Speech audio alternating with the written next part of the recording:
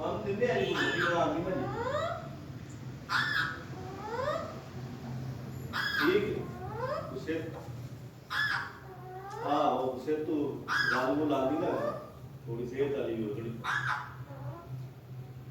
कि वो आए जीते फाइनल जीते उसको चीयर करने के लिए बैठ खड़े हैं। सियासी रहनुमा डॉक्टर फारूक सत्तार ने कहा है कि कराची वाले कराची किंग्स की जीत के लिए दुआ करेंगे। कराची के ग्राउंड पर पहले हम दुआ करेंगे, उनके हौसले बढ़ाएंगे, बाहर बैठकर इंशाअल्लाह। टीवी की आवाज बंद करें। और अनीस एडवोकेट ने कहा कि कराची किंग्स इस बार फाइनल जरूर जीतेगी। कराची किंग्स फाइनल के